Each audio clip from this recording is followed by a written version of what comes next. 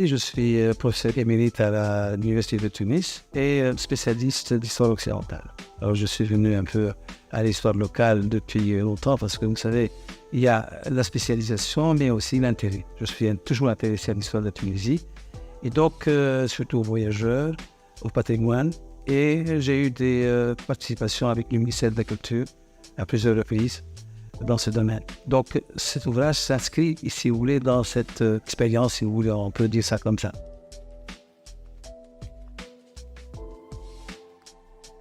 Effectivement, beaucoup d'études, de recherches approfondies sur la question.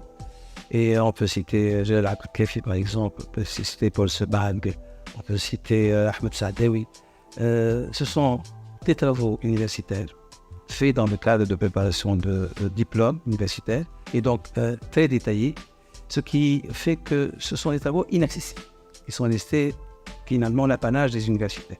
C'est là où l'ouvrage que vous avez sous la main prend sa place parce qu'il est à la fois une présentation de ce qu'on sait jusqu'à maintenant, mais en même temps d'une manière légère, d'une manière qui n'est pas lourde, où il n'y a pas de notes, etc. Donc, mais en même temps, une sorte de guide qui présente 3 itinéraires pour visiter la Médine.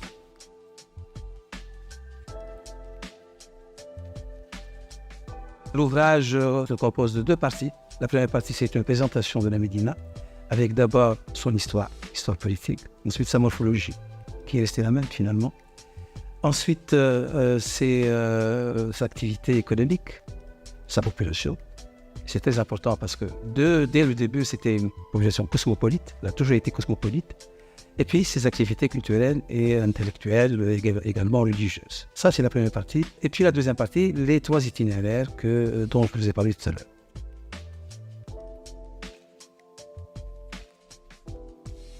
Il y a plusieurs façons de découvrir la Médina. Évidemment, ça dépend du point de départ. Le plan qui a été fait par la municipalité de Tunis axe sur le départ à partir de la Casbah. Moi, j'ai inversé un peu, à partir de la Porte de France. Et là, nous avons 3 itinéraires. Un itinéraire est-ouest, c'est-à-dire qui passe par la mosquée de la Zitouna, qui va jusqu'à la Casbah. Et de là, c'est Ibn Arous, et puis il reprend évidemment avec la mosquée de Youssouf Bey, etc. La partie ouest, disons, centrale, est-ouest. Le deuxième itinéraire qui arrive avec les souks, mais bifurque au sud, Bab Jazira, où il y a évidemment d'importants monuments depuis l'époque de Hussein Ben Ali, mais en même temps les Khorassanides, etc. avant. Le troisième itinéraire, il prend la zone nord, Bab Sfiqa, évidemment avec tout ce qui a été fait sous Hamad el-Besha, pas mal de mosquées, pas mal de maisons à voir également de cette zone. Ce sont donc les 3 éléments. Évidemment, entre ces 3 éléments, il y a des ruelles, etc. Mais c'est essentiel d'axer sur ces 3 itinéraires parce que c'est là qu'on trouve tout autour les différents monuments, les plus importants, disons, et qui résument un peu l'histoire de la ville.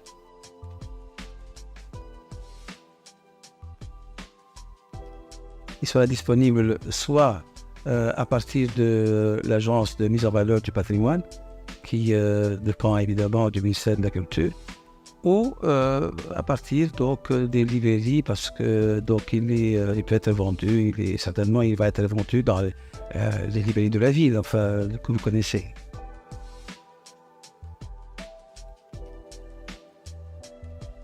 Je pense qu'il y a des activités qui se font de plus en plus avec des associations. Du côté du ministère, bon, il y a des circuits, 1 ou 2 circuits qui ont été aménagés. Bon, ce n'est pas suffisant parce que finalement, la vie de la Médina, c'est lié au mois de Ramadan. C'est lié à certaines festivités. Les activités quotidiennes des gens sont un peu difficiles, ce qui fait que ce n'est pas c'est plutôt un ville-musée, hein, donc comme toutes les Médinas.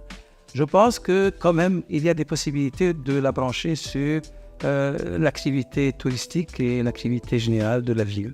Et il y a des expériences qui sont un peu concluantes dans ce genre, certains restaurants ou certains espaces de convivialité, par exemple.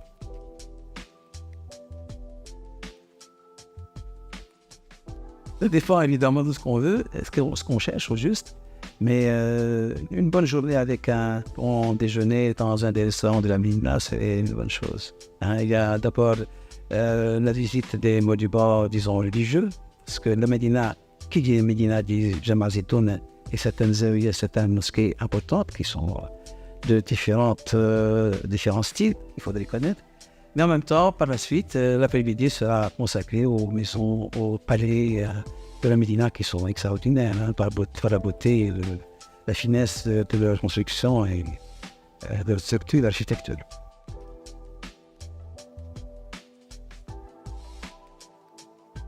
Évidemment, là, il faudrait que je salue, c'est l'occasion aussi de le faire, le Cheikh Abdelrazak Al-Cherchi, qui a fait soit les photos lui-même, soit rassembler certaines photos. Certaines autres photos trouvées dans d'autres recueils appartenant au ministère de la Culture.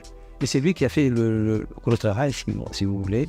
Évidemment, qui a supervisé l'édition, l'imprimerie, l'impression du livre également. Vous voyez que c'est quand même un papier de coucher de 120 grammes, avec des photos également de bonne qualité, je pense. Je crois que le lecteur sera satisfait de cela. Et au moins, une photo, c'est plus qu'un texte. Si la photo est belle, elle peut pour conduire à lire, à visiter, à voir un peu plus.